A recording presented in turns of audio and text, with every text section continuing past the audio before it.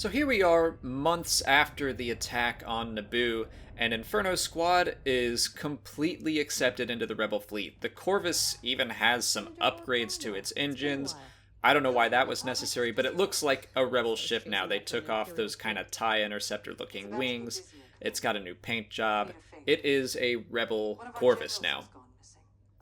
Leia says she's been busy putting up the political systems of the New Republic with Mon Mothma. That lines up completely with the Aftermath trilogy.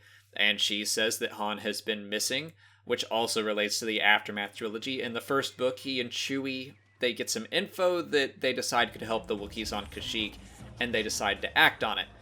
Problem is, they have to go off the grid because that is not a sanctioned New Republic mission. They basically say that they can't play favorites with, like, who they liberate. They need to just end the Imperial Wars so that all the planets are liberated instead of focusing on one. And Han and Chewie say, nah, no thanks. We're gonna go save Kashyyyk. It's like a very politically motivated decision, and obviously that doesn't really sit well with them. You never bring him around anymore. You make him nervous. Also, we just heard Han reference Joe Mark, and that is something that I missed in my Easter egg video. I wrote it down in my notes, and I totally forgot where it was mentioned or why I wrote it down. And Han says that their dish took a hit on Joe Mark. That is the planet from Star Wars Legends in the book Heir to the Empire, where the insane Jedi clone Joruus C'baoth lives. Cover my tracks. Come on now. Now, in this talk with Maz, she mentions that she takes a cut of all business that goes on in her castle, and that's a rule set up by the Aftermath trilogy and other stories. She also says that there is no fighting, so that kind of makes it a good neutral ground for business dealings to take place. And Maz has a security droid named ME8D9 that helps enforce those rules. I owe you one. You owe me more than that, Han Solo. And don't you forget it. This entire place is full of Easter eggs. I already covered them in my Easter egg video, so I'm just gonna move really fast through this and get the mission done. Roddy, good to see you. Listen, pal, I'm looking for a friend named Paldora. You know him?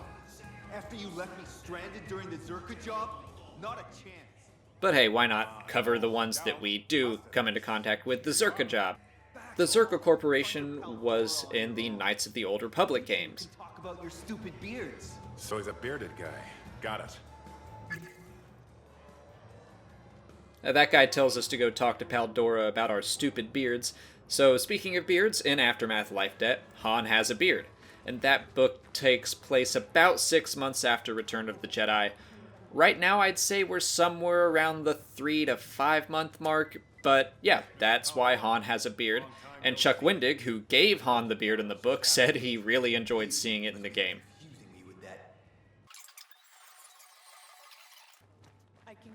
Right out here, you can see a convoy from Star Wars Rebels fly off. You know, you look just like a friend of mine. Name of Paldora. You think I look like that idiot drinking Marinzane Gold? He can afford to drink Marinzane. Marinzane Gold is a fun Easter egg.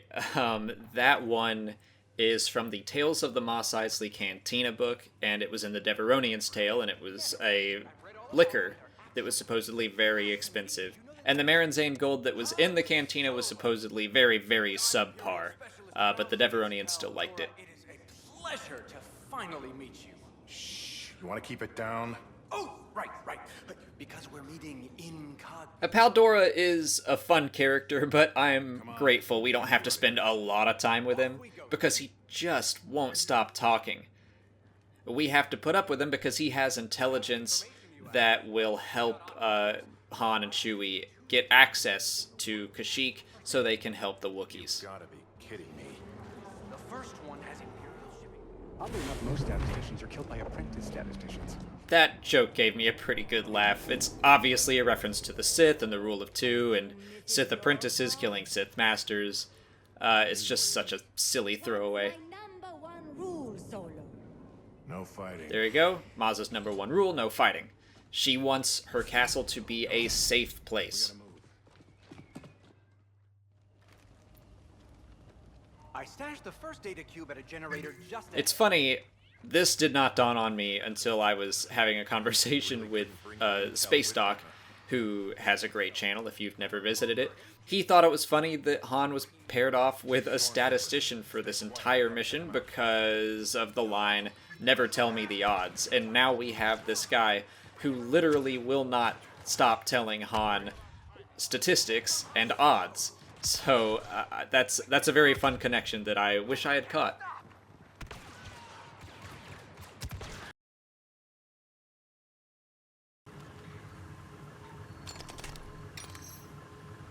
So Paldora is first giving us information on Imperial fleet movements that'll help the Republic.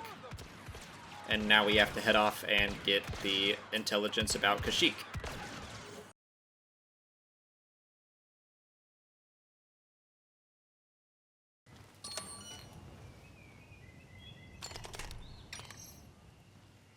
Found it. So now we have the Kashyyyk intelligence, and that relates back to the story of Aftermath Life Debt and how Chewie and Han get on to Kashyyyk. Now that mission doesn't go so well, and the story is mostly about rescuing Chewie and then an unsanctioned liberation of the planet. I'm just gonna zip through the rest of this ground portion of the mission because there's not a whole lot else to talk about, but once we reach the Falcon, we are saved by Inferno Squad, and we board the ship, and then we take off, so now we have to fight off the Empire in the sky. I thought it would be cool to mention that Maz's castle is actually the site of one of the battles between the Jedi and the Sith like 1,000 years ago. So it's interesting that these conflicts keep popping up. We have a Jedi and Sith conflict. I don't know if there was ever a fight during the Clone Wars that took place here, but now we have a Galactic Civil War conflict. And then, of course, the castle is destroyed by the First Order in another 30 years or so. You don't see many of those cruisers around anymore. Not after that shipyard assault a year back. I really like that line by Paldora, mostly because we see the Arquitens-class cruiser all the time in Star Wars Rebels, and we never saw it in the original trilogy. And so Paldora kind of makes note that, you know, you just don't see those ships much anymore. Fails 1.22 times more often than the 2400 model. Chewie, get him out of my cockpit. No, wait, I'll behave. And then, of course, there is a mention of not only the YT-1300 and the Falcon's hyperdrive failing a lot in The Empire Strikes Back, but also the YT-2400, which was made famous by Dash Rendar in Shadows of the Empire, but it's a canon ship. It appeared in the episode Iron Squadron in Star Wars Rebels Season 3. And again, we're just kind of shooting ties here, so I'm going to zip right along. So Han and Chewie say that they are going to head off to Kashyyyk, and this is kind of his goodbye to Leia. It's kind of nice that we get to see this, but they're heading off to take part in the adventures of the book Aftermath Life Debt.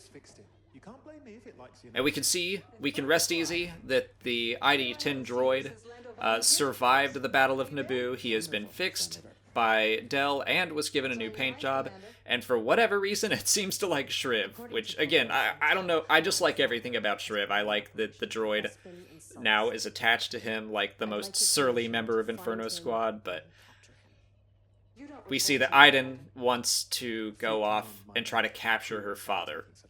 I mean, that is a personal mission, but it makes sense that Leia would sanction that. He is a very important admiral, and taking him out of the fight would be a pretty big blow to the Empire, I think. But that's where we're going to wrap things up for today. So, if you want to see this series from the start, check out this playlist right here. If you haven't already, please like this video, subscribe to the channel, follow me on Twitter, Instagram, and Facebook, and consider checking out my Patreon page. As always, thanks for watching, and may the Force be with you.